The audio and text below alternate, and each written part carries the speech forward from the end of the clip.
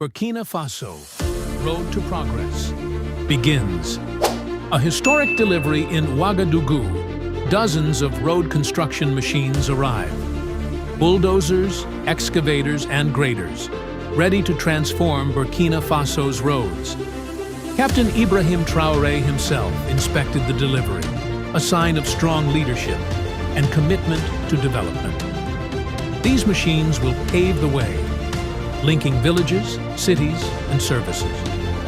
Hope is rising, with jobs, mobility, and safety set to improve across the nation. This is more than infrastructure. It's a movement towards self-reliance and progress.